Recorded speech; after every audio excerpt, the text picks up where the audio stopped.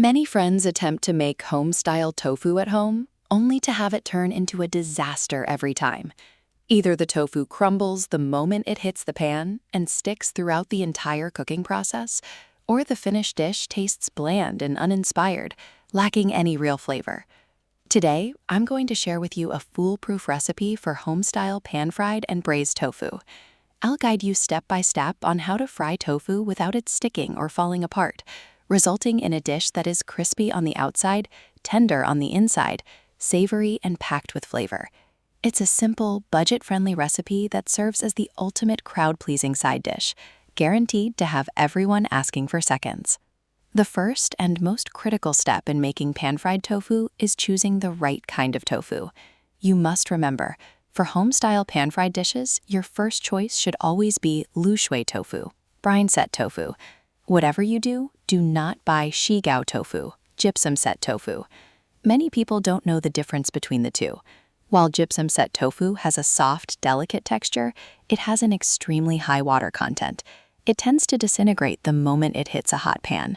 More importantly, consuming gypsum-set tofu over the long term is not beneficial for your health and may increase the risk of developing kidney stones, something I strongly advise against.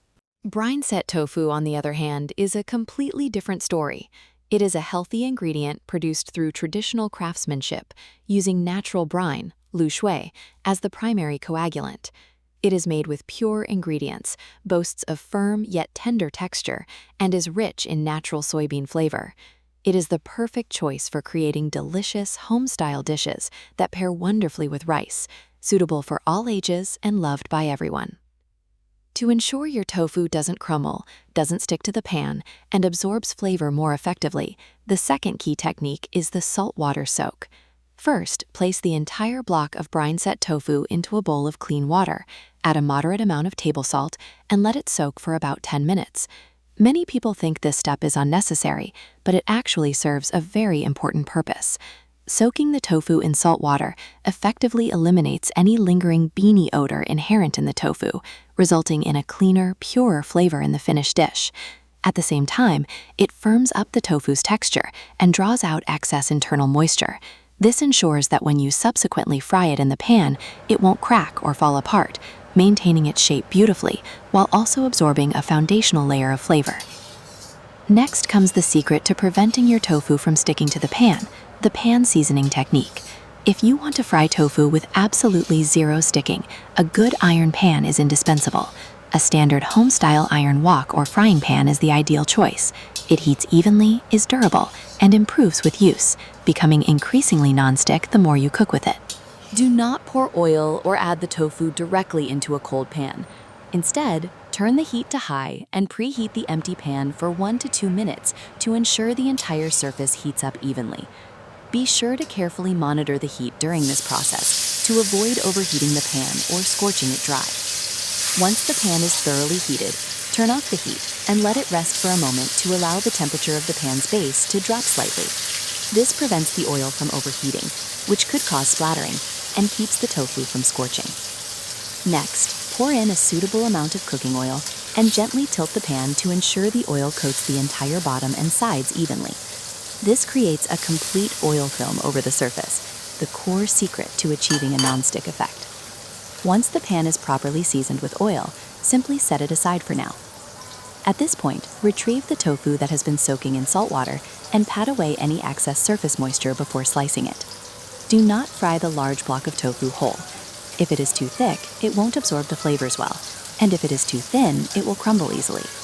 Instead, cut the large block into 4 uniform smaller pieces. This thickness is just right, allowing the tofu to fry quickly until golden while fully absorbing the sauce for double the flavor. Once the tofu is sliced, turn the heat back on to warm up the oil again. You don't need to heat it until it smokes. Simply wait until the oil feels warm to the touch, the surface begins to shimmer slightly, and you hear a faint sizzling sound. Now comes the crucial part. Handle the tofu with extreme care, placing each piece into the pan slowly and gently. Never simply toss them in carelessly, as the impact force can easily cause the tofu to break apart. Once the tofu is in the pan, you must exercise patience. Do not rush to flip it over. Freshly added tofu is still very soft, and its bottom surface hasn't yet firmed up. Moving it too soon will cause it to crumble. Let it sit and fry gently over low heat for 1 or 2 minutes until the bottom firms up and turns a light golden color. At that point, you can flip it without any risk of it falling apart. After flipping, continue frying over low heat for another 1 or 2 minutes to cook the other side until golden as well. You can flip the pieces back and forth a few times to ensure every side is fried to a golden, aromatic crispness, resulting in a slightly crispy exterior with a tender, silky interior for a truly rich and layered texture. During the frying process, you can sprinkle on a tiny pinch of salt to enhance the base flavor and give it more depth. Once the tofu is perfectly fried, let's whip up a versatile sauce that pairs perfectly with rice. The recipe is simple and foolproof. In a bowl, combine a suitable amount of light soy sauce, a dash of oyster sauce, a tiny pinch of salt, and a small amount of water. A quick reminder here, be sure to go easy on the salt. Light soy sauce and oyster sauce are naturally salty, so adding too much extra salt not only makes the dish unpleasantly salty, ruining the overall flavor, but is also unhealthy if consumed in excess. The most delicious result is achieved when the dish is flavorful yet light on the palate. Pour the prepared sauce directly over the pan-fried tofu. Cover the pot and let it simmer over low heat for about a minute to allow the tofu to fully absorb the savory aroma of the sauce. When simmered, remove the lid and briefly turn up the heat to reduce the sauce slightly. Finally, sprinkle a handful of chopped scallions over the dish for garnish and added fragrance. If you don't care for chopped scallions, feel free to leave them out. I didn't have any on hand this time, so I skipped them, and the result was still delightfully fragrant and crispy. And just like that, a dish of pan-fried and braised tofu, bursting with savory aroma, crispy on the outside and tender on the inside, is ready to serve. The preparation is incredibly simple, involving no complicated steps from start to finish, so even beginners can achieve perfect results on their very first attempt. This dish is an absolute rice killer, so savory, satisfying, and refreshingly non-greasy that you'll find yourself eating 2 extra bowls of rice. Moreover, it is incredibly budget-friendly. A few dollars worth of tofu yields a massive platter. It is economical, cost-effective, and, being homemade, clean, hygienic, and free of additives. Compared to the heavy oil and salt often found in takeout meals, this dish is both delicious and healthy, making it the perfect choice for everyday home dining. Finally, let me recap 2 essential pro tips for you. Be sure to commit them to memory. First, when choosing tofu, always opt for Lushu, Brine-Set Tofu. It is healthy, tender, and less prone to crumbling, a healthier choice compared to Shikao, Gypsum-set Tofu. Second, soak the tofu in salt water beforehand to eliminate any raw bean odor and help it hold its shape without falling apart. This is the key to a delicious outcome. Third, preheat and season your iron pan to create a thin non-stick oil film. This ensures that your tofu fries perfectly without ever sticking to the pan.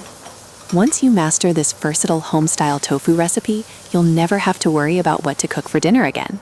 If you enjoyed today's recipe, please be sure to give it a like, save it to your favorites, and follow me to unlock even more simple and delicious home-cooked meals. Go ahead and save this post so you can give it a try yourself. Also, I'd love to hear from you all. When you fry tofu, what is the most common mishap you encounter? Sticking to the pan or the tofu crumbling into pieces? Feel free to leave a comment below and join the discussion.